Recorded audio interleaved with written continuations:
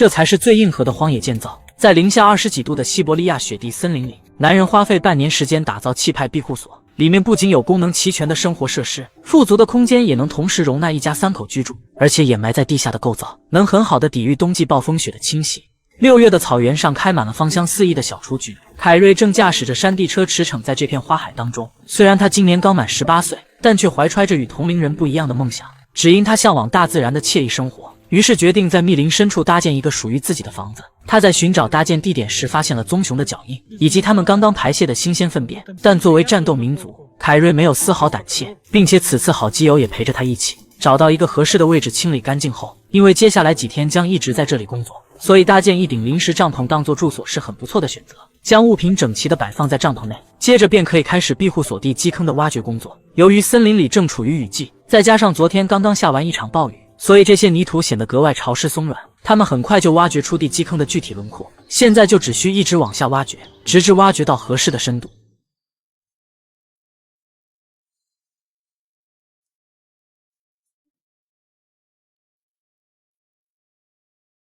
这项工作他们足足干了1个周的时间还未完成，因为这几天的连续降雨，这导致他们的挖掘工作进行得很不顺利。不过好在他们足够坚持，最终又耗时3天时间，终于挖掘好地基基坑以及立柱坑洞，接着便可以去森林里收集合适的搭建材料。这些直径超过20厘米的枯树干是很不错的选择，只需用油锯切割成合适的长短，便可得到足够的搭建材料。而为了保证庇护所的使用寿命，凯瑞还需将木头末端全部给碳化一遍，这样能有效地解决木头在土中出现腐败现象。之后便可以将碳化好的木头插入基坑中。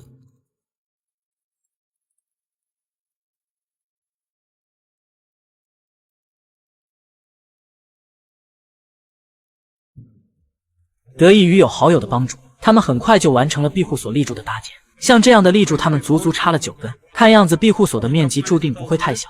做完这件事后，趁着天还没黑，凯瑞用油锯片了一些木板，然后在临时营地附近打造了一套桌椅。随着夜幕降临，两人随便烹饪了一点食物后，便早早的进入帐篷入睡。转眼到了第2天清晨，太阳如金光般照射在大地上。经过一晚的休息后，他们便要开始今天的搭建工作。在正式动工之前，还需用水平仪测量好每一根立柱的水平高度，把多出的部分切割掉后，他们去森林里找来几根长度合适的枯木，随后将其安装在立柱之上。从他们安装的横梁就可以看出，这片森林的资源相当好，每一棵枯树都是相当笔直的。安装完2侧的横梁后，下面就该中间横梁的搭建。考虑到冬天庇护所内的保暖效果，他们先将门口预留的门框立柱给锯掉一截，随后安装一段门框横梁，紧接在门框横梁上方开出榫槽，最后在上面安装上一根立柱与另一侧齐平，然后就可以搭建最后一根屋顶承重梁。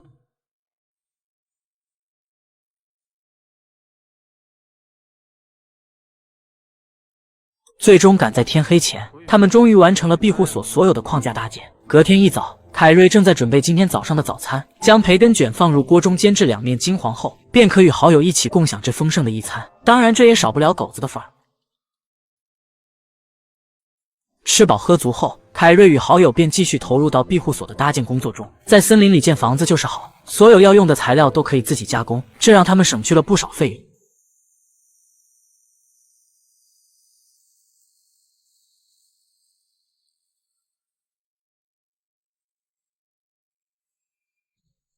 待他们得到几根合适的木材后，将加工好的木方固定在房屋框架上，这样便形成了一个初步的屋顶框架。而为了应变突如其来的恶劣天气，凯瑞决定先用防水布铺设在屋顶上，既可以防雨又可以防晒，简直是一举两得的好事。做完这件事后，两人决定先回家休整一晚，明天他们将要开始庇护所墙体的搭建。在家休整1天后，凯瑞带着好基友再次来到了这里。今天他们将正式开始打造庇护所的墙体。为了确保搭建工作能顺利进行，首先便是要收集足够多的木头。虽然这个过程相对繁琐，但有着油锯的辅助，他们只花费了2天半的时间就收集到足够的木头，并且还将木头进行了分割处理，为接下来的搭建工作打好基础。将加工好的木头搬回庇护所后，凯瑞开始封闭墙体。考虑到墙体防水以及漏沙问题，在正式堆砌木质墙体之前，还需用防水布打底，同时再用沙土回填压实。做完这关键的一步后，便可以开始墙体的封闭工作。这些木头都是经过油锯加工过的，所以在堆砌时相对容易一些。而为了保证庇护所的保暖性，在堆砌墙体时还需用保温棉填充，这样就能确保没有一点缝隙。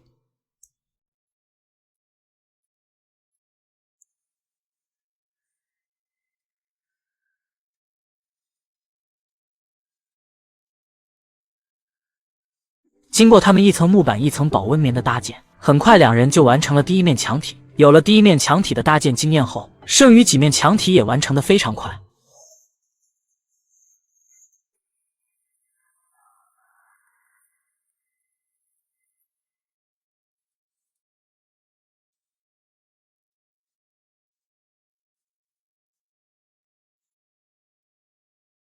最终耗费1个周的时间，凯瑞终于完成了小屋3面墙体的搭建。由于最近忙于墙体的搭建工作，不知不觉准备的木材已经消耗殆尽，于是他们又花费2天时间收集更多的材料。待他们收集到足够的木头后，凯瑞接下来便要开始屋顶的铺设。先将山墙侧边多出的木头用油锯锯掉，使其与屋顶框架处在同一水平面上。随后两人便配合着安装纯实木屋顶。得益于两人是从小玩到大的朋友，再加上都是加工好的木头，这让他们配合起来达到了事半功倍的效果。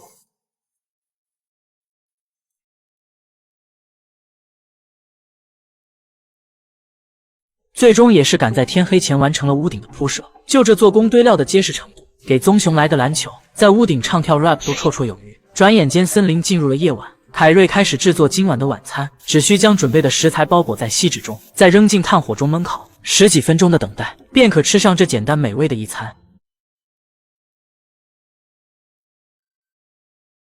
吃饱喝足后，便可以安然睡去。第二天一早，表哥从城里给他们买来了一张崭新的防水布，以及送来了许多生活物资。他们将屋顶给铺设上防水布。好友与表哥在屋外用泥土覆盖屋顶，凯瑞则在屋内划分生活区。随着庇护所已经有了雏形，接下来便可以完善最后一面墙体。别看只有这一面墙，两人也是一直忙到了夜幕降临，并且也才完成了一半。最终在肚子咕咕叫的催促下，凯瑞不得不停下手中的工作，开始制作今晚的晚餐。得益于表哥送来了充足的生活物资，所以哥俩吃得很是满足，就连狗子都吃上了2斤新鲜牛肉。晚饭过后，森林里下起了雪花，看来今年的冬天又提前了半个月。隔天一早，森林里的一切已被白雪覆盖。狗子迷茫地坐在窗前打量着周围的一切，心想今天出去肯定要被冻成狗，还是老老实实待在帐篷里睡个懒觉比较好。但对于已经司空见惯的凯瑞来说，当务之急便是要把庇护所剩余的一点墙体给封闭起来，保证屋内的热量不会流失太多。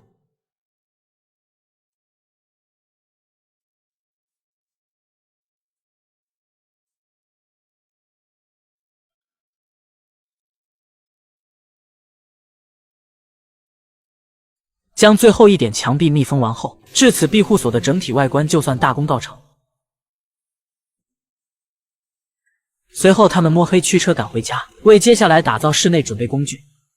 前段时间凯瑞与好友完成了庇护所的外部结构，但由于路上积雪不易动工，于是等到积雪融化后才继续开始庇护所的搭建工作。而为了保证能安然无恙地过完这个冬天，此次他们还搬来了从城里购买来的火炉。等到火炉安全抵达庇护所后，凯瑞并没有急着开始安装，而是打算先把庇护所的大门给制作出来，用油锯切割出门框的具体尺寸。一旁的好基友则在帮忙加工木板，方便后续凯瑞安装大门。但由于西伯利亚森林靠近北半球，白昼极短，用几块木板拼接好庇护所的门框后便已是黑夜，他们只能摸黑制作了一扇临时的大门。随后两人便抓紧时间把火炉给抬到室内，然后将它安装在门口角落处。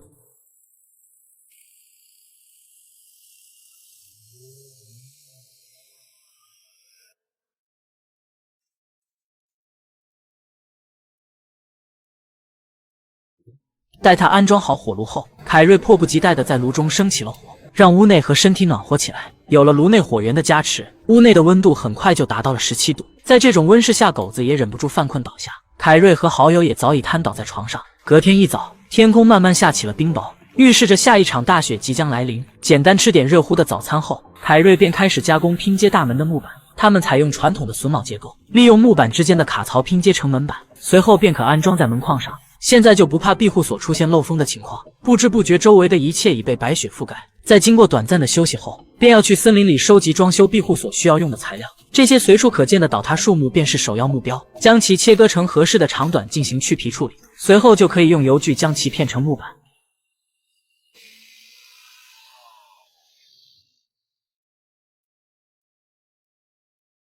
在两人默契的配合下，他们仅仅花费了2天半的时间，便得到了足够的木板。将木板搬运回庇护所后，为了防止被大雪掩盖，他们将木板转移到了屋檐下。而此时天空的雪越下越大，森林里的一切都笼罩在积雪之下。为了能早日住上新房，凯瑞也加快了庇护所的建设。在正式铺设地板之前，为了确保地板的平整性，还需用水平激光仪进行严谨的测量，然后在合适的高度做好标记，随后便可以开始清理高低不平的地面。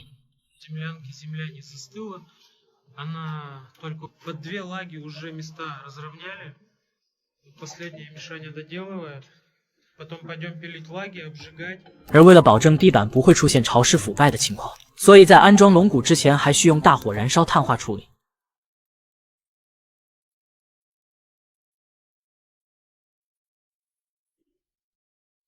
接着便可以将碳化后的龙骨摆放在合适的位置，随即就可以把木板安装在龙骨上。而对于这些犄角旮旯处的铺设，凯瑞自然有办法解决，只需用专业的测量和开槽工具便可轻松拿捏。有了专业的工具以及成品木板的加持，接下来只需不断重复同一个步骤，便可轻而易举地完成这项工作。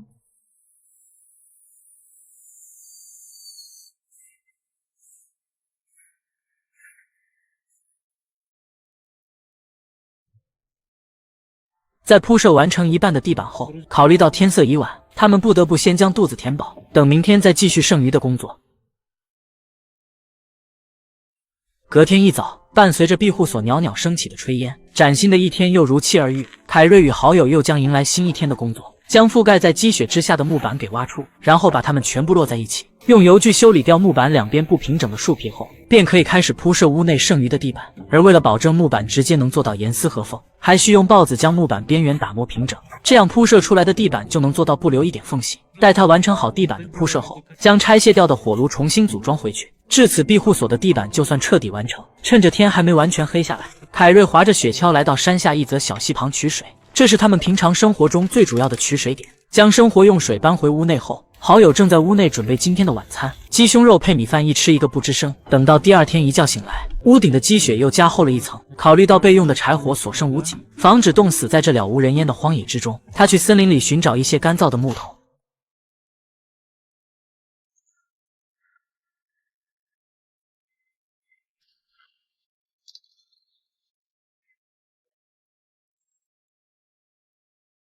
虽然这件事看似很轻松，但凯瑞还是一个人忙到了晚上。现在便可以放心的给火炉添置柴火。今天的晚餐是俄罗斯速冻水饺，将饺子煎至两面金黄熟透后，再搭配上一根维生素满满的黄瓜，主打一个健康美味。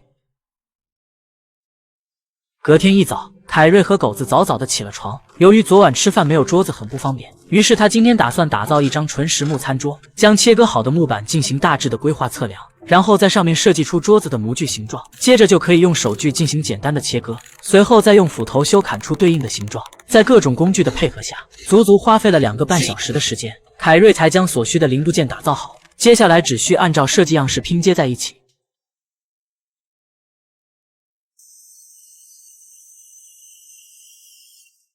待他把餐桌组装好后，现在就不怕吃饭的时候老是端着碗了。而为了庆祝有了新餐桌，当然要在上面吃一顿晚饭，才能给他最大的尊重。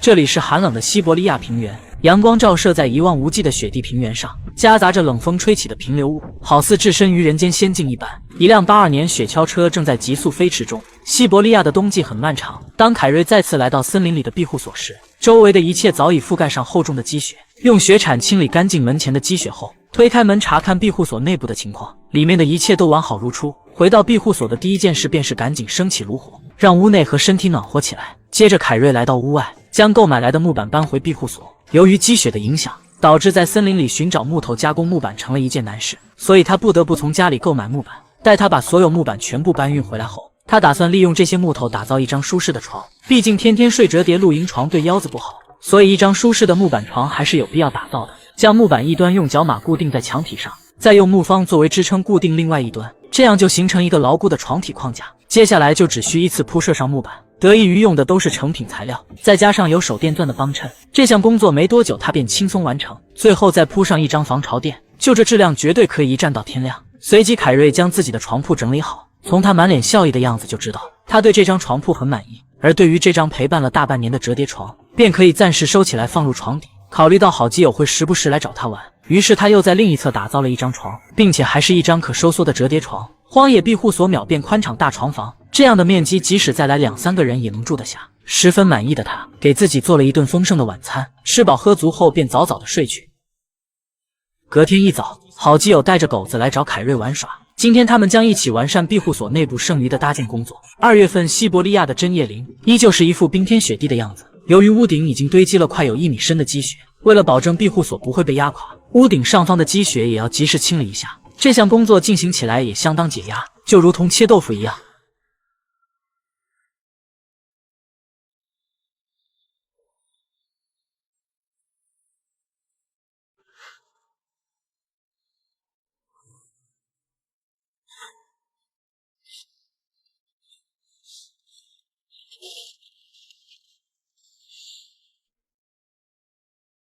在2人默契的配合下，仅仅花费2个半小时的时间，就清理完屋顶所有的积雪。等他们做完这件事情，2人回到屋内，冲了一杯热气腾腾的咖啡，搭配着小饼干为身体补充点能量。这小生活过得简直不要太爽。吃饱喝足后，他们便要开始打造屋内其他的设施。这次他们打算在门口左侧搭建一个厨房案台，用水平仪在墙上测量绘出数据，紧接着按照数据切割木板，随后便可以开始搭建案台框架。依旧是先用脚码将木板固定在墙上，随后再用木板连接固定另一端，让它们之间形成一个结实可靠的平台框架。从凯瑞固定的框架不难看出，他们是要打造一个直角形开放式厨房，接着便可以在上面依次铺设上木板。在凯瑞的规划中，立柱拐角处需要预留出一个洗菜盆，这样洗菜洗碗就可以方便不少。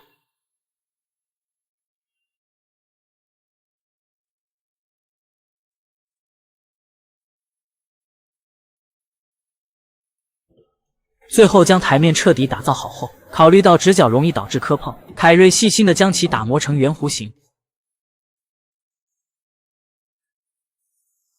而对于案板下方的空间，他们并不打算制作成抽屉，直接用木板全部密封起来，随后只需用锯子切割，再安装上荷叶连接固定，一个隐藏式厨房柜就制作完成。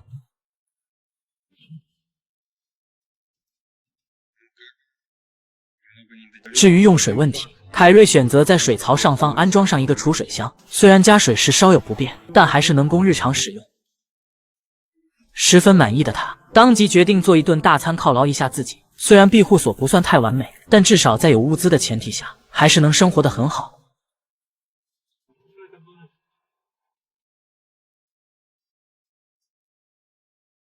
如果这里吃喝不愁，有水有电，你愿不愿意跟你的好友来此小住几日呢？随着西伯利亚雪季的结束，森林里的一切已经变得绿意盎然。当凯瑞和好友再次来到森林里的庇护所时，屋内已被半米深的积水所淹没。但作为经验丰富的他们，并没有过于悲伤，而是早早的准备了抽水泵。看他们熟练的样子就知道，像这种事情以前时有发生。将抽水泵组装好，扔进庇护所中，然后连接上柴油发电机，便可将屋内的积水给全部抽出去。